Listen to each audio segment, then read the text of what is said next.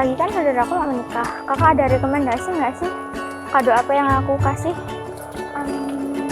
Oh, aku ada nih tempat pembuatan papan akrilik buat orang-orang yang nikah itu loh. Bagus banget. Kamu mau tahu nggak tempatnya di mana? Mau. Itu tempatnya ada di Pekalongan. Yuk kita sekarang ke sana aja ya. Ayo. Daripada kita penasaran. Iya.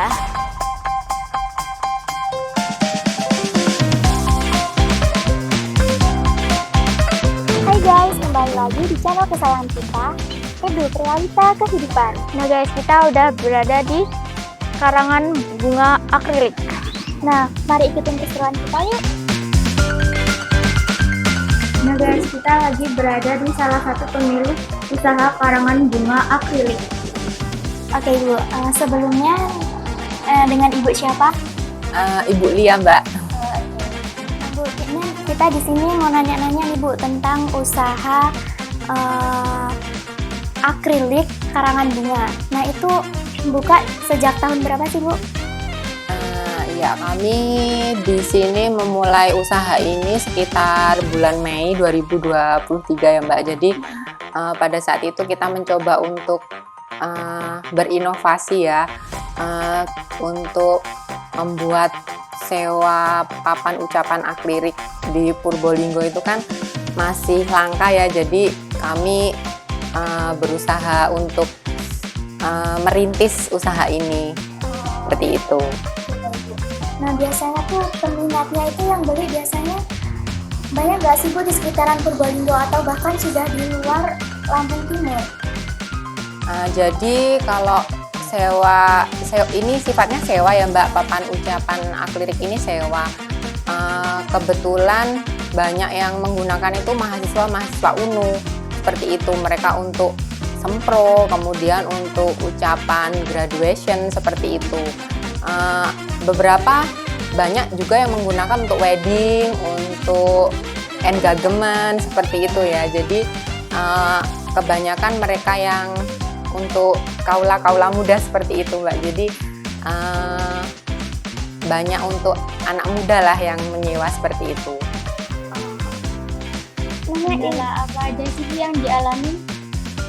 Untuk kendala biasanya kita ini kan stikernya stiker cutting ya. Jadi kita juga memerlukan jasa untuk pembuatan stiker itu tadi. Jadi ketika pembuatan stiker cutting itu memerlukan bantuan orang lain, kami tidak bisa memproduksi sendiri Mbak.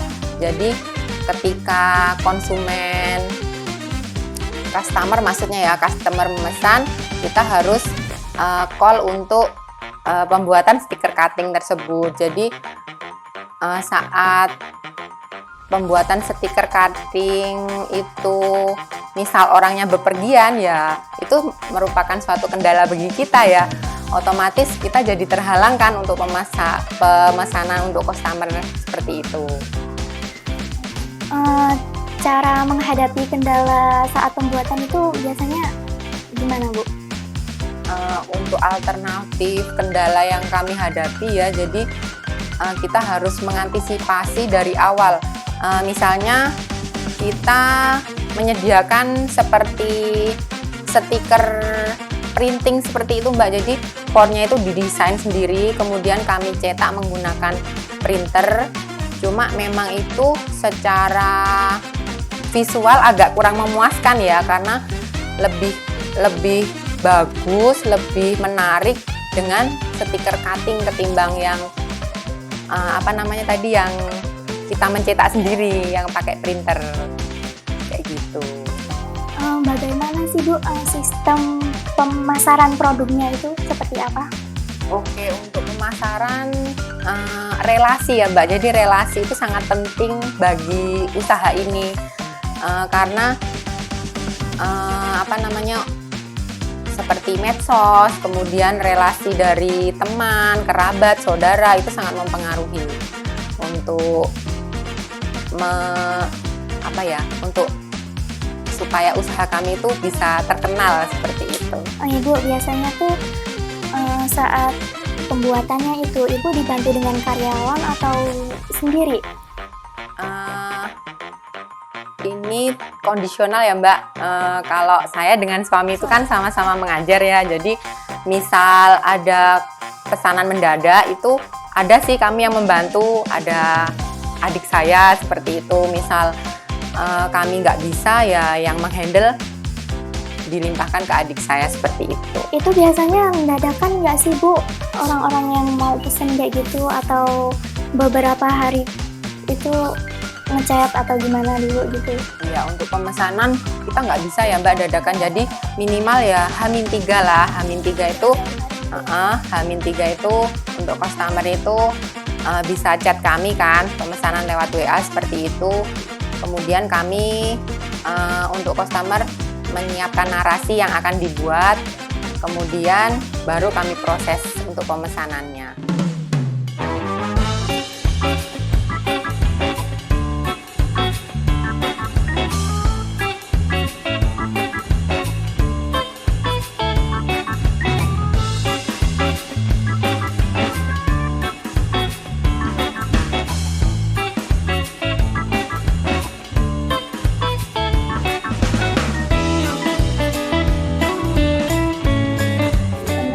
Kualitas apa yang harus dimiliki setiap wirausaha?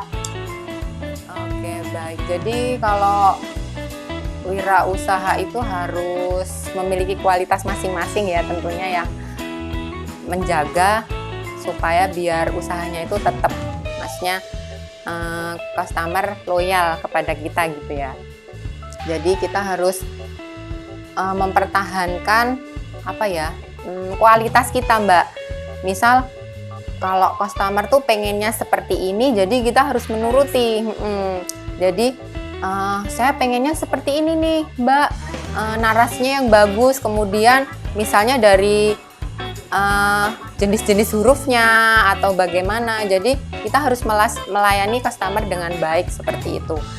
Kemudian konsisten ya, konsisten dalam artian setiap wirausaha, setiap kita mempunyai usaha itu kita harus konsisten, terutama dalam hal kita itu kalau sama misalnya ya, kalau papan akrilik itu kalau kita dari awal membuka harganya sewanya sekian ya, jadi kita harus konsisten terus menerus seperti itu, nggak boleh kita merusak pasaran di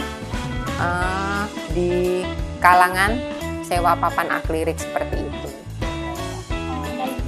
Oke Bu, biasanya modal awal itu berapa sih Bu yang Ibu keluarkan?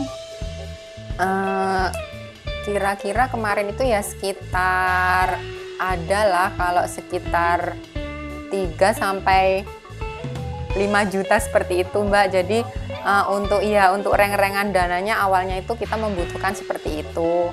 Seperti nominal 3 sampai 5 juta untuk pembelian akriliknya, kemudian untuk flowernya, kemudian untuk setan pembuatannya. Reng-rengannya sekitar 3 sampai 5 juta seperti itu. Terima kasih Ibu udah meluangkan waktunya untuk kita. Oke Mbak, sama-sama. Boleh ya nanti misal di SMK ada perpisahan atau apa, boleh nanti menyewa papan akrilik kami ya.